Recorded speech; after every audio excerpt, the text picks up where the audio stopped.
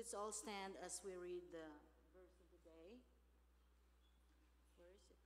Oh, there it is. All together. Elisha replied, "Hear this message from the Lord. This is what the Lord says. By this time tomorrow, in the markets of Samaria, 5 quarts of fine flour will cost only half an ounce of silver, and 10 quarts of barley grain will cost only half an ounce of silver." The officer assisting the king said to the man of God, "That couldn't happen even if the Lord opened the windows of heaven." But Elisha said, "You see it happen, but you won't be able to eat any of it." Now there were 4 men with leprosy sitting at the entrance of the city gates. "Why should we sit here waiting to die?" they asked each other. "We will starve if we stay here, and we will starve if we go back into the city. So we might as well go out and surrender to the Aramean army. If they let us live, so much the better, but if they will kill us, we would have died anyway." So that evening they went out to the camp of the Arameans, but no one was there. For the Lord had caused the whole army of Aram to hear the clatter of speeding chariots and the galloping of horses and the sounds of a great army approaching. "The king of Israel has hired the Hittites, the Egyptians, to attack us," they cried out. So they panicked and fled into the night, abandoning their tents, horses, donkeys, and everything else, and they fled for their lives. When the lepers arrived at the edge of the camp, they went into one tent after another, eating, drinking wine, and carrying out silver and gold and clothing and hiding it. Finally, they said to each other, "This is not right. This is wonderful news, and we aren't sharing it with anyone. If we wait until morning, some terrible calamity will certainly fall upon us. Come on, let's go back and tell the people at the palace." So they went back to the city and told the gatekeepers what had happened, that they had gone out to the Aramean camp and no one was there. The horses and donkeys were tethered and the tents were all in order, but there was not a single person around. Then the gatekeeper shouted the news to the people in the plain. The king got out of bed in the middle of the night and told his officers, "I know what has happened. The Arameans know we are starving, so they have left their camp and have hidden in the fields. They are expecting us to leave the city, and then they will take us alive and capture the city." One of his officers replied, "We have better send out scouts to check into this. Let them take 5 of the remaining horses. If something happens to them, it won't be greater loss than if they had stayed here and died with the rest of us." So 2 chariots with horses were prepared, and the king sent scouts to see what had happened to the Aramean army.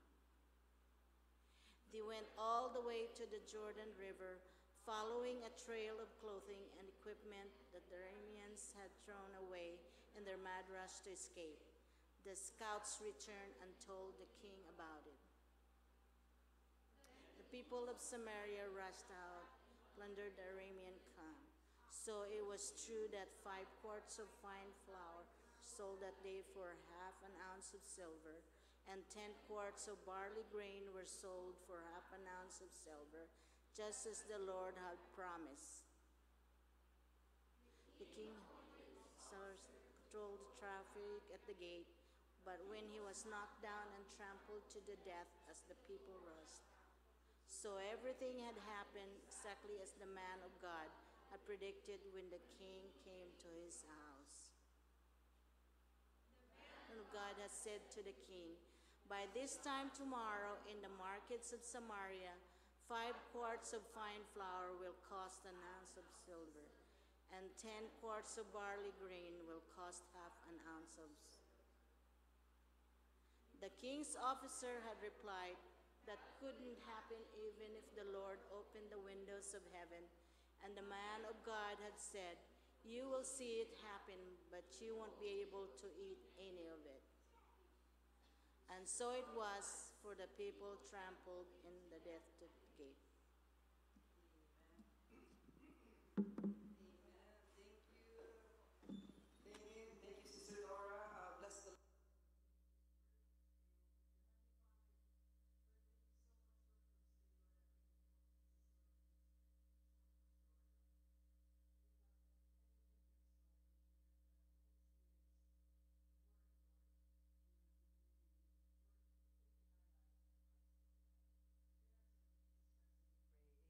Praise the Lord. So, this story is a powerful story of the prophet Elisha. In this story, we can relate with all the troubles that we go through, the challenges that we go through, the doubts that we have sometimes, towards the Lord, and the faith that we should have in our God, our Savior, our Lord.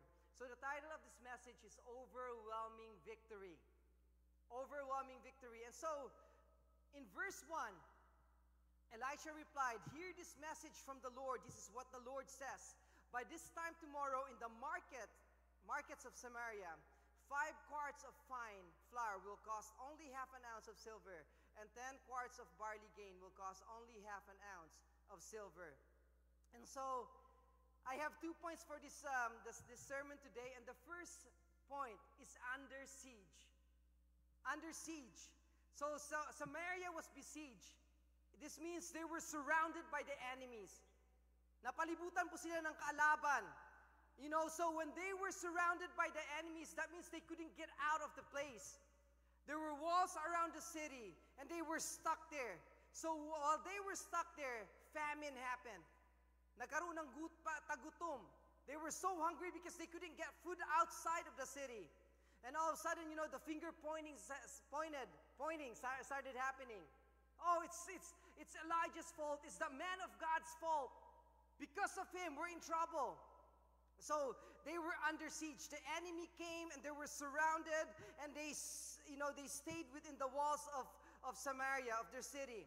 So challenges, troubles, persecutions, hardship, spiritual warfare in your Christian walk is real.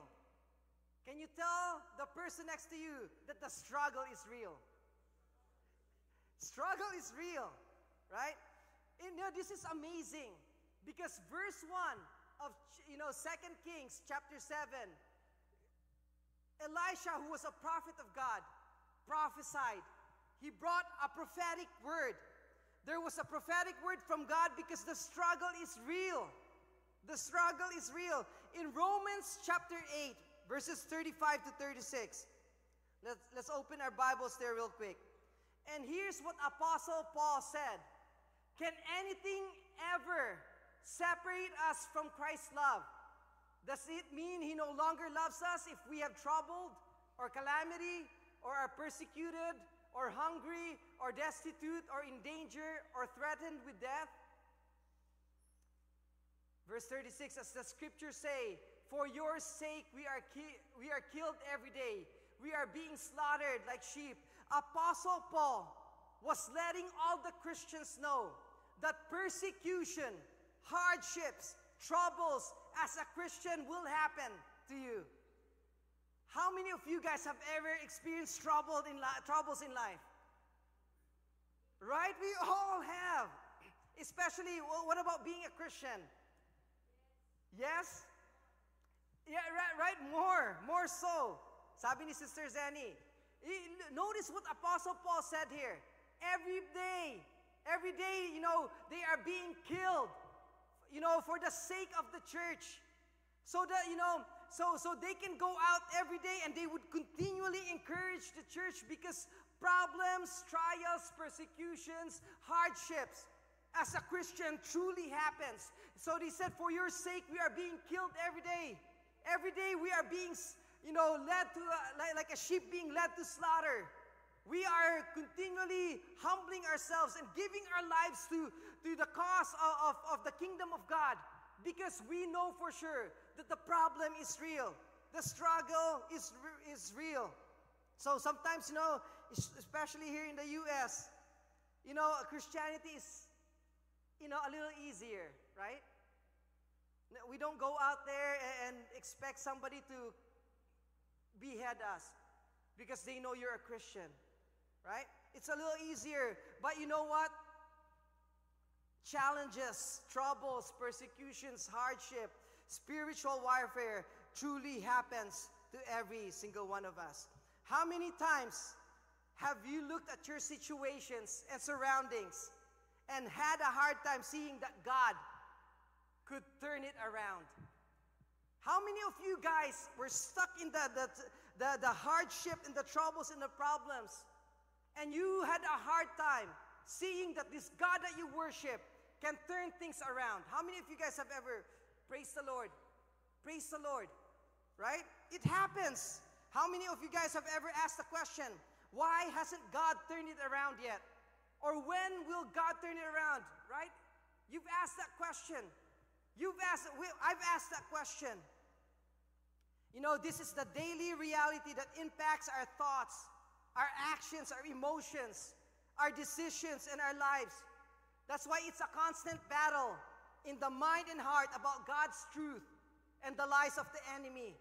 It's a constant battle about standing up for God or falling into the pits of despair. It's a constant battle about persistently running the race in Christ or just giving up. Constant battle. Palagi po tayo na nag-go through sa mga battles na to, yung katotohanan ng Panginoon Diyos o yung kasinungalingan ng kalaban.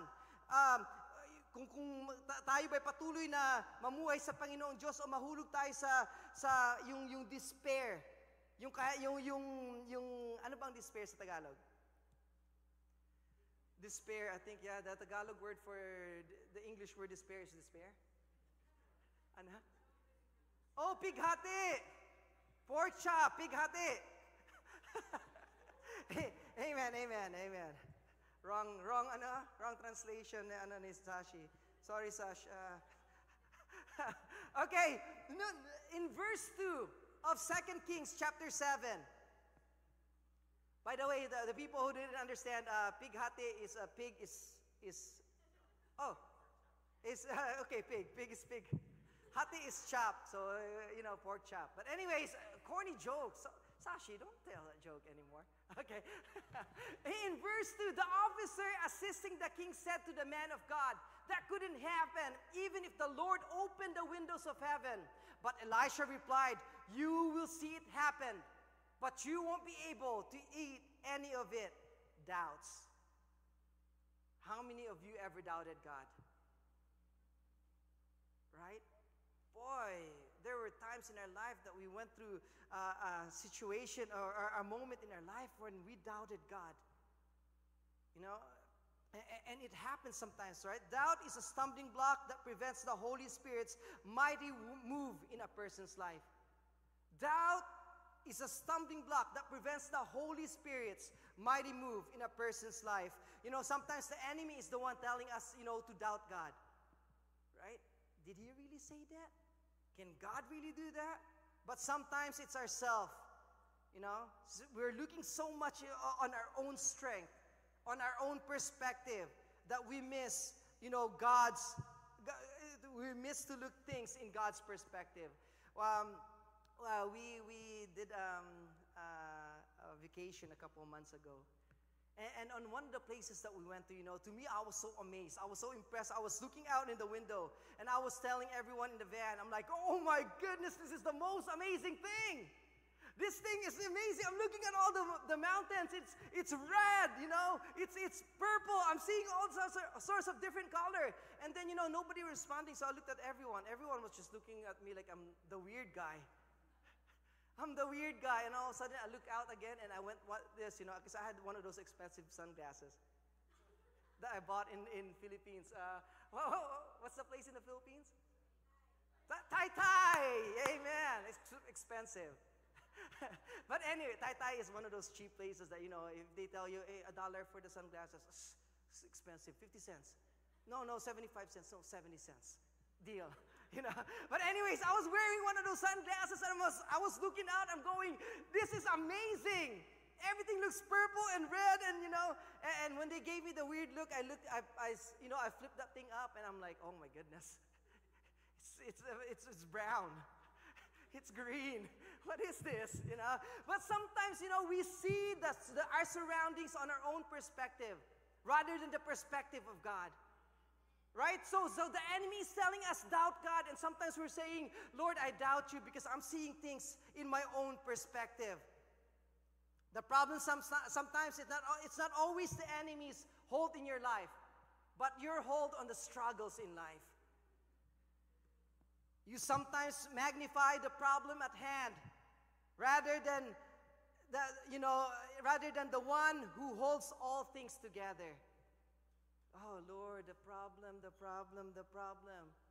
But when you see above the problem, you see Jesus Christ who holds all things together. And you're going, wow, I would rather believe in God rather than myself. So here, the Samaritans, they built a city that was fortified by these walls around them. And they felt good about the walls. But the walls that they built around them became the prison walls that trapped them, that ended up with doubts and bad things that happened. What was that? That wasn't from the Lord. Amen. Was that on video? Amen. I can't run away from that now. It's forever there. Anyways, where was I? The walls that they built around them became the prison walls, that brought in doubts and fears and anger towards one another and murder and all sorts of evil things that happened during that time. What was supposed to protect them imprisoned them. Your doubts and fears will imprison you in a state of despair, confusion, delusion, depression, and all sorts of bad things. Don't ever let your fears and your doubts in the Lord imprison you. Problems, challenges, and spiritual warfare should not drive us away from God, but should help us rely on Him even more. In verse 18 and 20, as that guy doubted, here's what happened to him.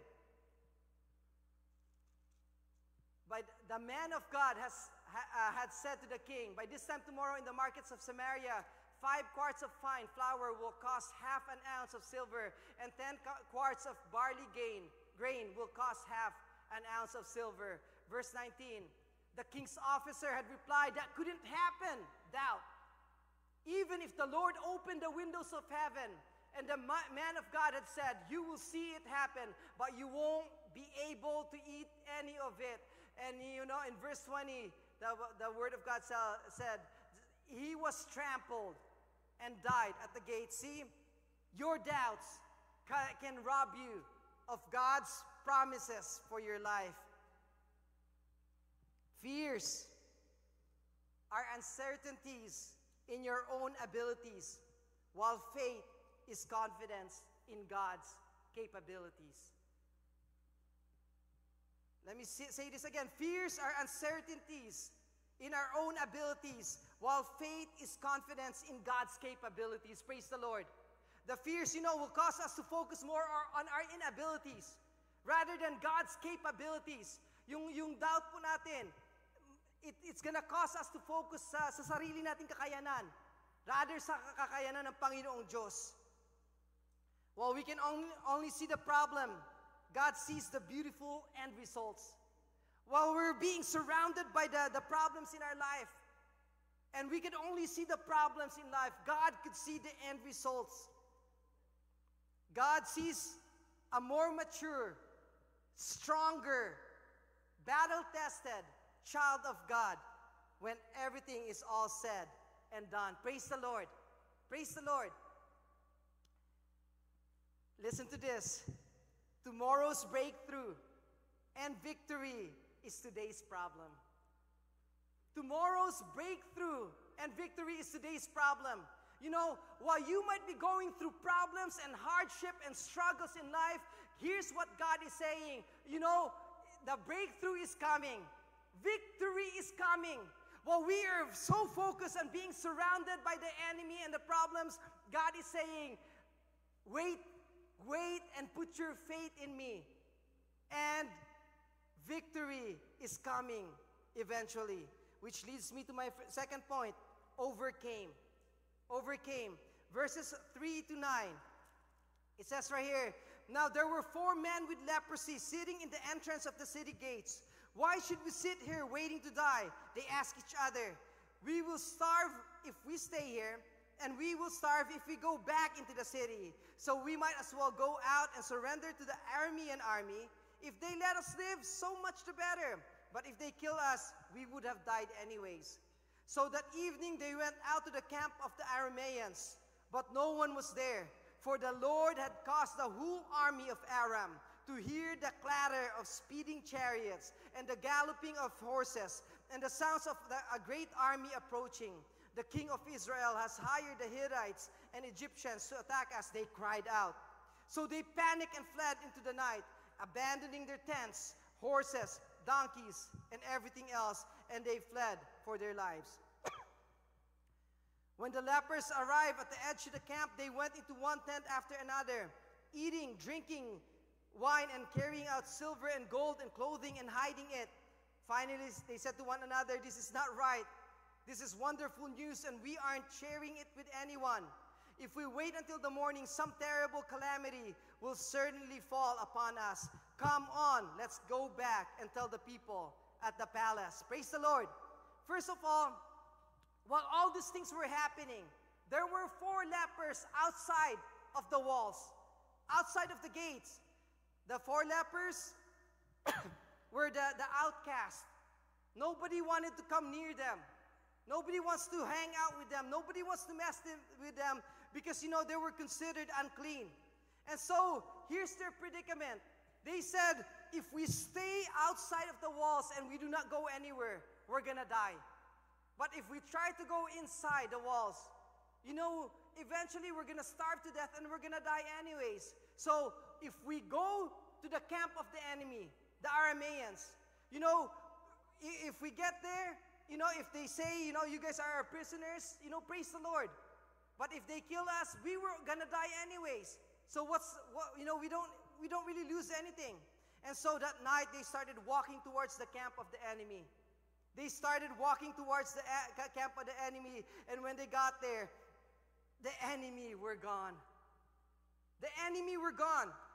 See, what seemed like a closed door from man's perspective became an open door for God to make a move.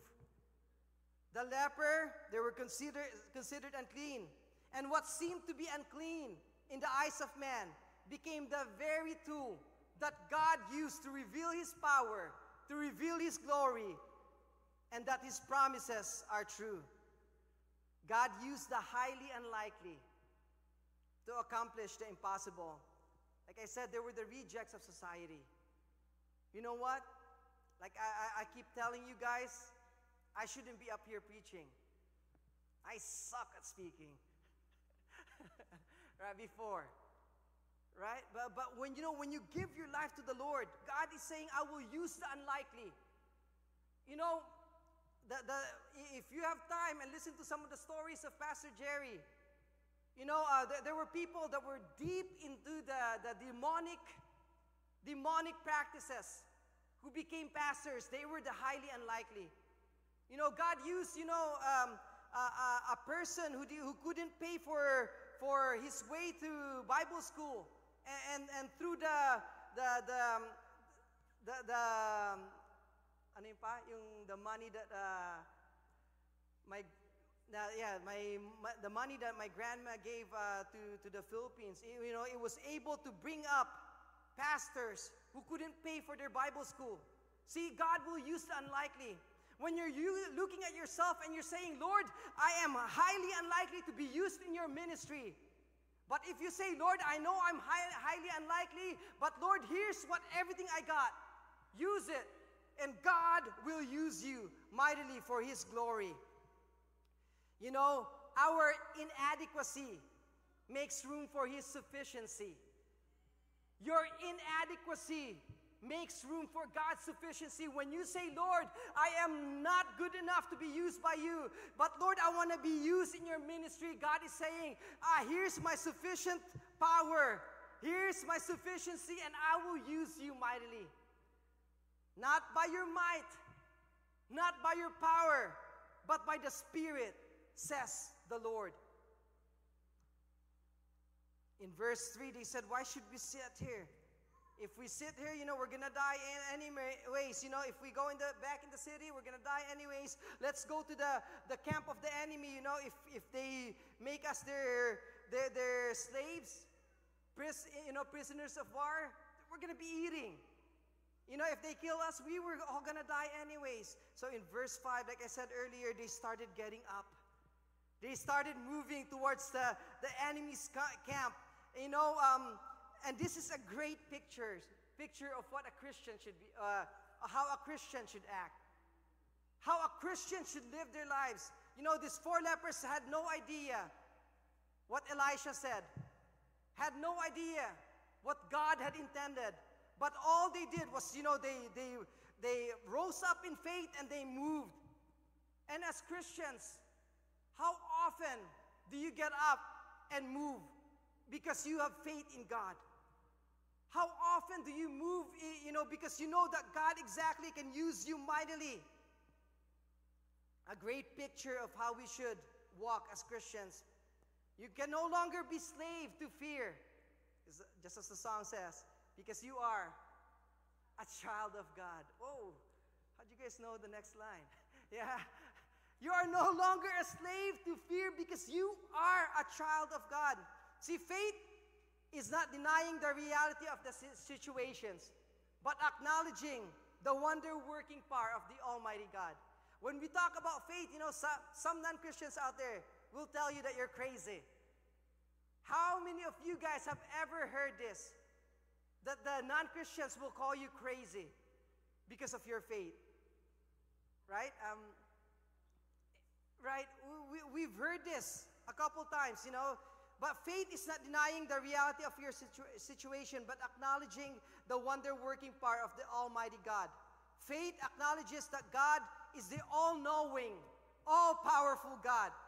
Our faith affirms that God's words and promises are true even when the situation seems hard and impossible. That's faith. Faith in the Lord helps us to wait on the Lord. How many times have we tried to move in our own power? And we failed. See, your faith in God will help you wait on the Lord. If you read the previous chapter here, it's pretty bad. Because some of them started eating their own kids because they couldn't wait for the Lord. Some of them started saying that we're going to kill the man of God because they couldn't wait on the Lord. See, faith allows us to wait on the Lord. And listen to this. While we're still trying to figure it out, God's already working it out. While we're still trying to figure it out, when we wait on the Lord, God is already working it out for His glory. Faith then produces perseverance and patience, endurance. As you go through, as your faith grows, it produces perseverance. That's why, like I mentioned a couple weeks ago with Peter, the reason that Peter was able to die for Jesus Christ, because as his faith grew, perseverance and patience, endurance, started growing in him. His perseverance, started getting stronger. Trials doesn't make us Christians stronger. Trials doesn't make you stronger. But your perseverance as you go through trials does. As you persevere in the Lord, as you go through hard times in your Christian walk, God is saying, I'm gonna allow this problem to cause you to grow even more in your Christian walk. Praise the Lord. The more your faith will grow, the more you develop your dependence on God. Praise God. So in verse 6 and 7, it says right here, "For the Lord had caused the whole army of Aram to hear the clatter of speeding chariots and the galloping of horses and the sounds of a great army approaching. The king of Israelite has hired the Hittites, the Egyptians to attack us." They cried out. And verse 7, "So they panicked and fled into the night, abandoning their tents, horses. Man, I feel like a kid again. That's how I used to say it. Okay, horses, donkeys, and everything else. And they fled for their lives." Wow. Isn't that amazing? That as the four lepers, got up at night and they started walking towards the enemy's camp, every step that they took resonated in the ears of the enemy. It impacted the lives of the enemy that, every step that they were taking, the enemy were hearing chariots and the whole army and all these armies coming towards them, and they were so scared. They were so afraid that they got up and they started running away from the camp. Away from the camp. Listen to this. If you only know how much the enemy is afraid of a person, of a Christian, whose life is in total surrender to the Lord, you know exactly why he is trying so hard to destroy you.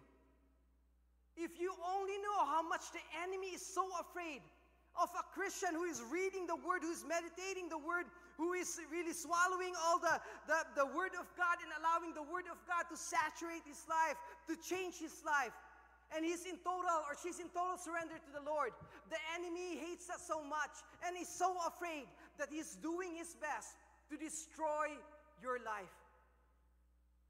Takot po ang kalaban sa Kristiyanong totoong-totoo, talagang nagmamahal sa Panginoong Diyos. That's why, you know what? Sometimes, even within a church, there's problems. Because the enemy hates it when people are starting to grow in their spiritual walk. The enemy hates it, when people are saying, "Lord, it's not about me anymore, it's about you. Here's my life, use it mightily." The enemy is so afraid. And so he's doing everything that he can to cast doubts, challenges, struggles, fighting amongst each other within a church. Because, the more we focus on one another and the problems, the less we do the work of God. Don't focus on the crisis, but focus on Christ, our Lord. Do not give up, even if your situation seems so bad and impossible, that you feel like you're being surrounded by the enemy. Don't ever give up. So as they walk, and the sound of every footstep resonated, they didn't understand that behind those steps were just four lepers who could barely walk. Four lepers who were about to die. As they got there, the four lepers, there were nobody in the camp. So they started eating steak, barbecue, spaghetti. They ate whatever they could get their hands on. They started drinking. They started massaging, there's a massager there, or maybe not, right? They started enjoying life. And they said, you know what? In verse 9, this is such a wonderful news. How come we're not telling anyone about this? How come we're not telling anyone about this? So in verse 9 they said, this is a wonderful news and we aren't sharing it with anyone. If we wait until the morning, some terrible calamity will certainly fall upon us. Come on, let's go back and tell the people at the palace. You know what? When it comes to the good news that you have, do you have that same heart that the four lepers have? Right? Sometimes we get so comfortable eating, in the tents, getting everything that we can. And we forget that there's a lost world out there. There's a dying world out there. And so as Christians, I want to continually encourage each one of us to understand and realize that the lost people need to hear about the good news of salvation that you have. You have to bring the good news to them. And so when they brought the news back to the king, at first they doubted. Once again, they doubted. The king doubted. Everyone else doubted. And so the king told them, I want you to go out there and make sure that, they're really gone. And so the chariots went out there. As they went out there, they went all the way to the Jordan River and all the other places.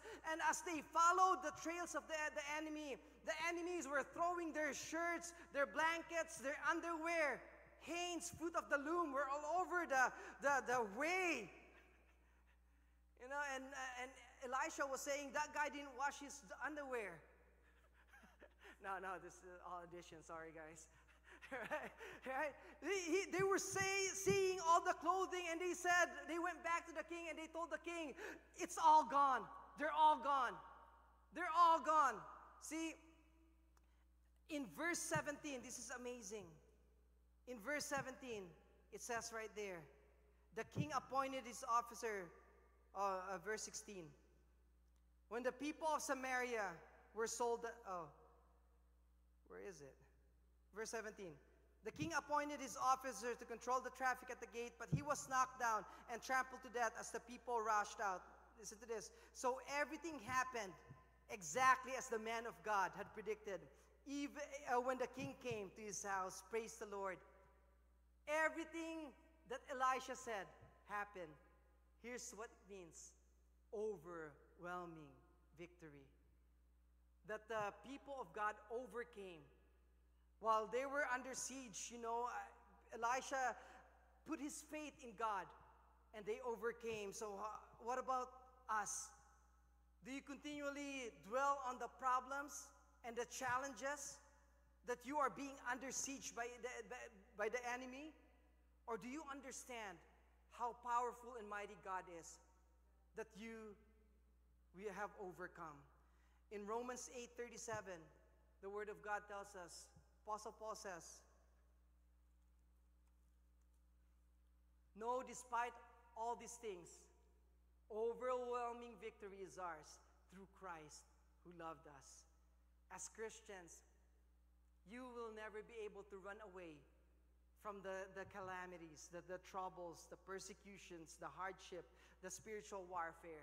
But understand this, if you stay with the Lord, overwhelming victory is ours through Jesus Christ, our Lord. Oftentimes, like I said earlier, we get too focused on the problems that we fail to see that the God that we worship, the all-knowing God, all-powerful God, almighty God, has already won the victory. And all we have to do is place our faith in Him. And we too, as He promised, as children of God, overwhelming victory is ours through Jesus Christ, our Lord. Let's pray. Dear Heavenly Father, thank you so much, Lord, for this powerful story of Elisha.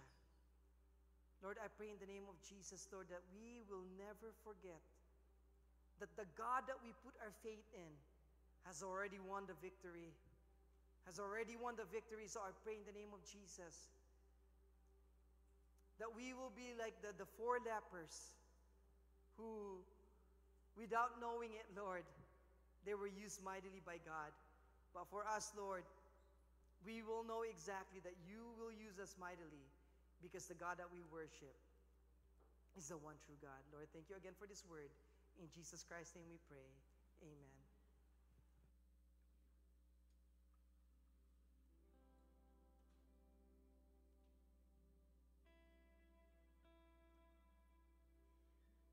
Amen. Let's all stand as we sing together. Holy forever.